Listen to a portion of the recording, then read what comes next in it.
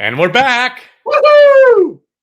All right. Well, everybody, welcome to the AutoAuthorities Podcast. My name is Jay Grossman.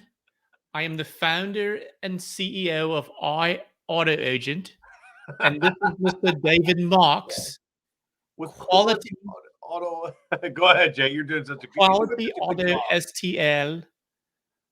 Trusted services with no surprises. Nope, not one bit. And that is my English accent for you today. That came out of left field. You know what? I've been doing a lot of improv. And I love improv. So everybody, we're talking about gas prices. Are they lowering or are they going through the roof? Well, I'll tell you this right now. They're not lowering. So what's the other option? They're going through the roof. And me and Mr. David Marks are going to talk about this. We're going to talk about ways that you can save. We're going to also share on how this is really going to affect you, your family, and potentially your business. Are you ready to do this, Mr. David Marks? Absolutely. Have you ever felt like you were taken for a ride when buying, selling, or repairing your car? Well, not anymore. I'm Jay. And I'm Dave. And this is the podcast that tells you what to watch out for, whether you're buying, selling, or repairing your car. With 47 years of automotive experience, we are the Automotive Authorities. This podcast is sponsored by iAutoAgent. We're real estate agents for cars. And Quality Auto STL. Trusted services with no surprises. Boom! Booyah! So should I talk with my English accent for the rest of the episode? Dare you. I don't think you can. I think I could. I don't know that I would be very, very good. But let's thank our sponsors, iAutoAgent.com, for real estate agents for cars. They will help you sell your vehicle, keep you from having to meet strange people. You get to spend more time with your family, your business. They handle the listing, the showings, and the money transaction at no cost to you. And they will even help you navigate the truly excruciatingly hard buying process, keeping you in control the whole time. And you don't have to move forward until you make the educated decision that you want to. And Mr. David Marks with Quality Auto STL, trusted services with no surprises. And we have a big show today, but I would like you to click the join group button if you are on the Auto Authorities Podcast Facebook page. And if you are on our YouTube page, click the subscribe in the right corner, and then also the notifications button so you can be notified of all of our wonderful podcasts. And we have a giveaway at the end, don't we, Mr. David Marks? Duh. Why wouldn't we? We have a giveaway, so you have to listen to the end. We're not even going to tell you what it is. No. But some of our loyal listeners may know. So if you're making comments, don't say anything. No, don't spoil it. Well, we're talking about gas prices. They're not going down. They're going up, up, up, up. And what does that mean? What does that mean, Dave? I mean, it means that it's going to, be a ripple effect. And when gas goes up, everything else goes up because that's the world we live in. The transportation depends on gas. So we can get the goods and products can get from point A to point B. I mean, by plane, sea, or air, it doesn't matter. That's right. And so what that means is we're going to talk about a lot of different things. Let's talk about gas prices right now. We're here in St. Louis, Missouri. This is a nationwide broadcast. So if you're just listening, in other states, you might be a little jealous of us because our gas is actually under $4 a gallon. It's like $3.80, $3.9 near us. Now, unfortunately, just normal gases in California is the absolute number one most expensive place in the country. According you think to Hawaii would be. Everything's got to be shipped to Hawaii. It's a 5-hour flight from LAX to Honolulu, but yet California's got a higher gas prices, and Hawaii's in the middle of the Pacific Ocean. Well, So California, the average, and this is like in the beginning of March, first week of March, was $5.34 was the average. In Hawaii was $4.69. You And think that actually, Alaska would be up there too? They're in the middle of. I've been to Alaska. It's nowhere USA. so Alaska is actually fifth on the list I'm at surprised. $4.39. Yeah, because they pump oil out of Alaska, but it ain't for gasoline. Yeah. I mean, even Illinois, which is right next to us, is $4.30. They're sixth out of the whole country. I mean, Wow. out of all of our states, they're sixth. That state's got a lot of issues, and that's not what we're here to talk about. Well, and New York is sitting at $4.26. You would think New York would be up there. I'm surprised that Hawaii's not the highest because everything's got to be shipped there. Unless it's grown there. I was shocked at that too, but I really wasn't. So I lived in California for a year, and back in July 11 to July 12, lived in California, and gas was above $5 a gallon when I was there in that time. So it's not, it's not something new for California. But let's talk a little bit about the ripple effect and what does that mean? We talked a little bit about that before, but just to kind of explain to everybody what the ripple effect means is when something happens, it triggers something else to happen, and it triggers something else to happen, and it triggers something else to happen. And let's talk about gas. What is that going to do to our economy? How is it going to affect our viewing audience, viewing list, or our listeners as well? Let's talk about public transportation. Did you hear about what Uber's doing? No, I would imagine that's going up. I mean, if gas goes up, public transportation's got to go up because it can't. I mean, unfortunately, you just can't give that away. Yeah, so you've got public transportation, you've got like buses, and then you've got more like private transportation, which is Uber. Well, Uber has already said, "Hey, we're putting a surcharge on all of our rides, and we're not going to pay our drivers any more money." Wow. Isn't that terrible? Well, that's sometimes business for you. There are places like that. But I mean, when you think about it, you also have plane tickets as well because there's fuel there. And yeah, jet fuel's not cheap. Yeah, and I don't know anything about jet fuel, but I know people have to drive to get to the planes, and if they're not driving as much to get to the planes because they're not flying as much, all this is going to have a ripple effect. If it starts hurting business where businesses are not able to sell as many tickets or products or services, they're talking we could potentially go into a recession. Yeah, it's unfortunate that it may come to that. I mean, gas really has a direct effect on our whole economy as a whole, and Putin's war in Ukraine isn't helping it at all. No, he already had high gas prices. He just put a little more gas on the fire. Yeah, and when we get into this, we've got some really cool stuff to talk about the second half of the show. But let's just think about restaurants right now. Restaurants, like when COVID happened, how hard did restaurants get hit, and how much got their asses handed to them? Yes, and they're still suffering because all these things happened, and all these people were working at restaurants, and they're like, "Well, maybe I'll try something else." And then they go try something else, and they're like, "This isn't too bad. It's not as bad as the restaurant industry. So maybe I'll just keep doing that." So now restaurants can't find people to help them. And then my daughter actually works at a restaurant, and her hours got cut. Wow. At one of the highest end restaurants there is in St. Louis. Damn. Mm-hmm. And then she's not getting paid very much. I want to say she's only getting paid like $12 an hour, $11 an hour, or something like that. Yeah, I have no idea. Yeah. So restaurants are hurting. What about consumer goods? I mean, even we ordered a lot of stuff offline, Amazon, Walmart, some of the grocery delivery things.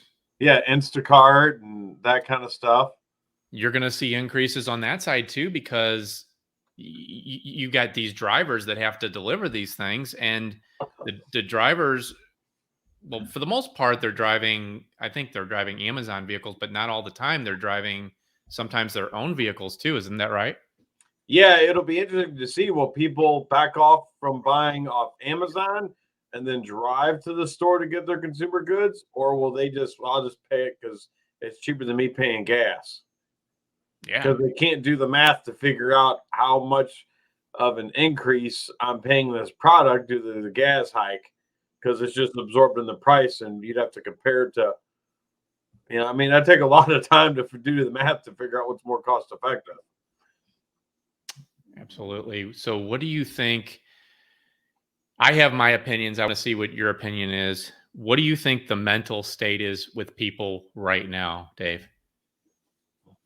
I mean, from what I've gathered, I think the mental state is fine. I don't really think people are jumping, jumping off rooftops about the gas prices and about the war in Ukraine. I don't really talk to it about any of our customers over here.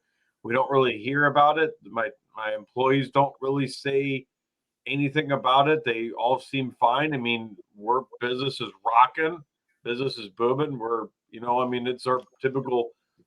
This is kind of seasonal I do, and I mean, we're definitely ahead of this time last month as we're this year. We're ahead of last year in March already. So, we've seen an increase. So I think the mental state of the average consumer is fine. However, that can change in any moment. We saw that when COVID hit. Yeah, the switch can flip real quick. March And 2020. what I'm seeing, and this is just again my opinion of what I see, is I think a lot of people are holding on to their cars right now, and Oh, absolutely. they're fixing them. And I think that is one of the reasons why you are doing well, is because people are fixing things, and we've talked about this before. They're fixing it so they don't have to go out to the jungle of buying a car, because it's hard. It is 1,000 times harder to buy a car now than it ever has It's been. commercial. I got fleet companies that they've put engines and transmissions and spent thousands on vehicles they normally would, because I can't replace this. You can't find commercial vehicles, 1-ton vans, 1-ton trucks. They're not out there. They're not producing them. They're producing the regular consumer versions, not the commercial. Or if they're building commercial, the big fleet companies gobble them up before the little guy that needs them can get his hands on them. Absolutely. In fact, we just at iAutoAgent, we're in the process of selling a 2020 Ford Transit Connect 250. It had real low miles, only 20,000 miles. MSRP on that vehicle, brand new, was 38,000. Just sold for 47,000. Isn't that nuts? That's crazy. What is that? MSRP on was new was what? 38? 38,000. And you sold it for 47? Wow. Yep. 9,000 over MSRP. And actually, so we use a lot of different things, but car gurus will tell you if it's a great deal, good deal, fair deal, or a poor deal. It was listed as a great deal. It was one of the best prices in the country. And in fact, somebody from another part of the country bought it. That's how good of a deal it was. How quick did that go? Very, very quickly. And, you wouldn't think with that type of a price tag on a cargo van. It's just you can't. They're hard to get. I mean, if you find one, you got to be there, or you gotta. Like, I got a flooring business. He likes the Chevy full size vans, and I presented him Transits and ProMasters that I found. He goes, "Nah, I'd like the Chevys." I'm like, "Okay, I can't." He wants a 1-ton. I could find 3/4 tons, but I haven't seen any 1-tons. So so just to let everybody know, we are talking about the gas prices, and they are not going down; they are going up. How is it affecting us as consumers? How is it affecting everybody? And how is it affecting the different types of industries? And the next part that we're going to talk about here is how you can we actually have some tips for you on how to save money. Listen, golden nugget time. But before we do that, if you're listening, if you're listening to us on YouTube, please click the subscribe button and the notification button to be notified of all the Auto Authorities podcasts.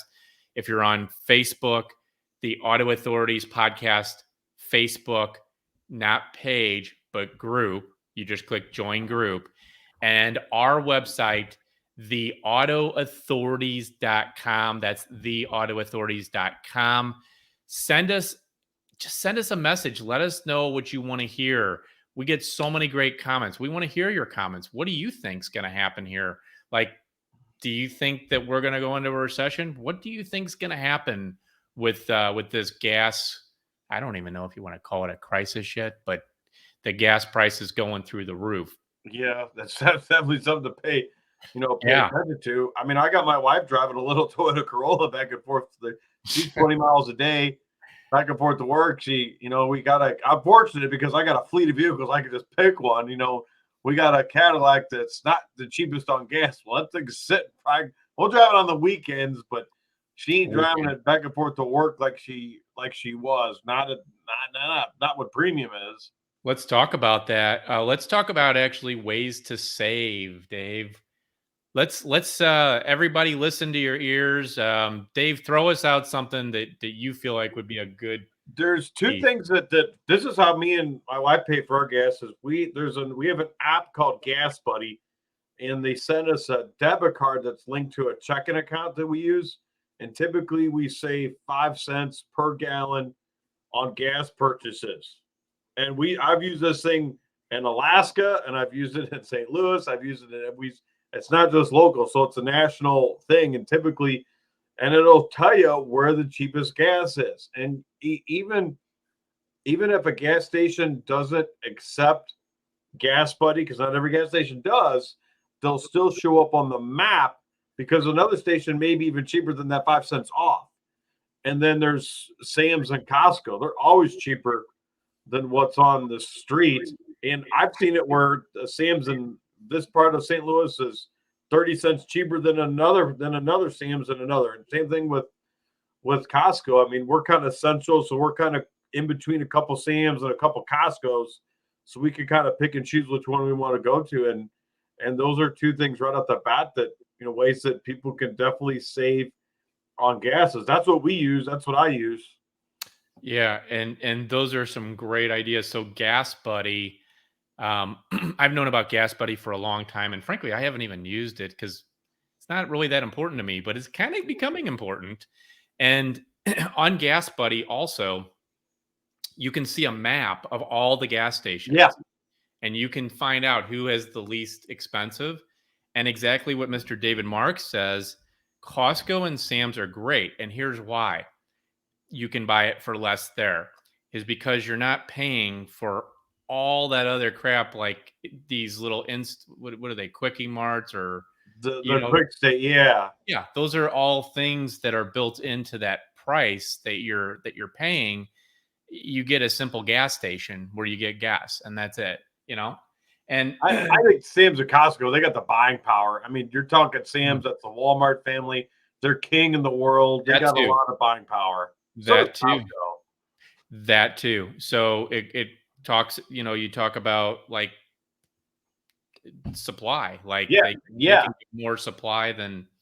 They don't have all the overhead to soak gas like a gas station does. Mm-hmm. They're not in the gas business. They're in what they sell in the store business. And a lot of the credit cards out there, and I have one included, I want to say it's 4% back on gas, but there's not a cap on it.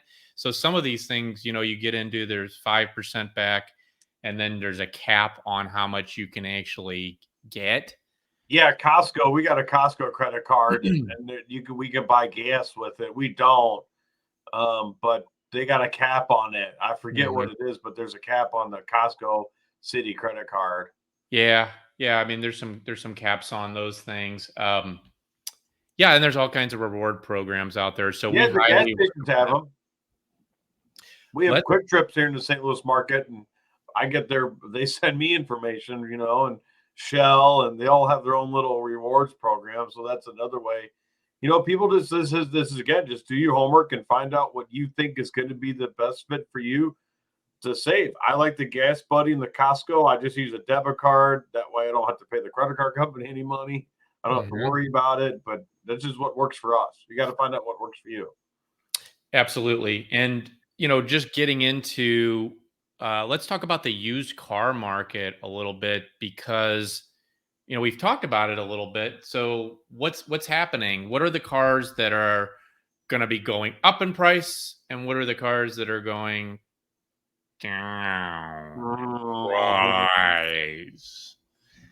The ones that are going up in price are gas efficient cars, Yeah, hybrids, hybrids, anything to do, like you had mentioned, a Toyota Corolla. Uh, those are Honda Civics. phenomenal cars. The Mazda 3 are great cars. Pretty much any of these kind of four-cylinder cars are going to get you, you know, easily in the 30 mile to gallon range on the highway. But you get into some of these hybrids, you're talking 50 miles to the gallon. Yeah, me and Suzanne actually a few months ago we sold a Kia Niro hybrid that was getting 50 miles a gallon, and I bought a gas guzzler instead.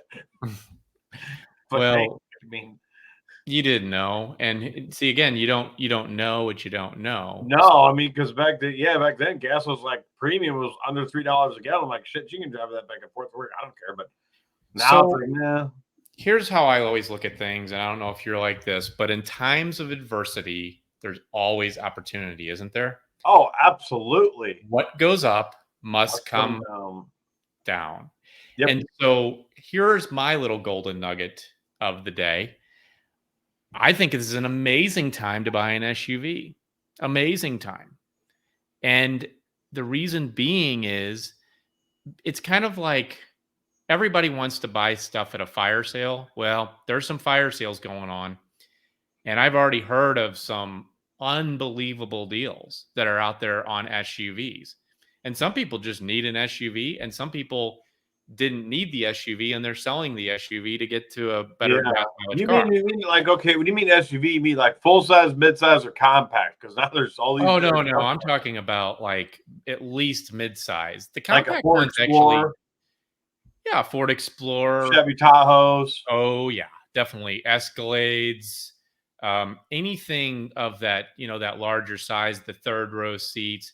I mean, even like the little Volkswagen Tiguan I drive it's technically, I don't even call it a compact, really. It's probably more of a midsize, but it gets pretty darn good gas mileage. Huh. That's our iAuto Agent car, our iAuto Agent mobile. Um, but yeah, so also in the new car market, think about it this way, and we talked about the ripple effect. The ripple effect is basically when something happens, another thing triggers, and another thing and triggers, another Sure. thing triggers. Well, think about all the transport drivers that are driving these vehicles to the dealerships to drop them off. Yeah, that's on an 18 Who's wheeler, gonna and then a lot of them get shipped by train. I mean, the or, train's a big mode of well, transportation. the train gets it to one destination, A but then depot. yeah, so then it goes on to a transport truck. So who do you think is going to eat that? Ultimately, the consumer. Yeah. That those Yeah. costs get passed on. In fact, one of our companies right now that we're doing a lot of business with, we have a network of over 1,000 buyers in our network, and literally, this company's like, "Yeah, if you buy a car from us, then you're going to pay us a $49 surcharge for gas." What? What? They already raised the prices once, so just be prepared Wow. and mhm. Let's talk about, what everybody wants to hear about today, electric vehicles. I have my opinions. What do you think? Yeah, they're not all they're cracked up to be. They're just not. They're not there yet. And I don't. It's going to be a long time before they're there. I mean, it costs fossil fuels to build them, to make them, to ship them, and everything. They can't. It's not. It's not all better. The whole EV process isn't EV. It's fossil fuel, then a little bit of EV, and that's reality. I'm gonna tend to agree with you on that. I definitely don't think they're there yet. In fact, in St. Louis, if you wanna go, you can't say you don't fill up your car, you charge up your car. There's only just a few places in St. Louis. There's not a lot.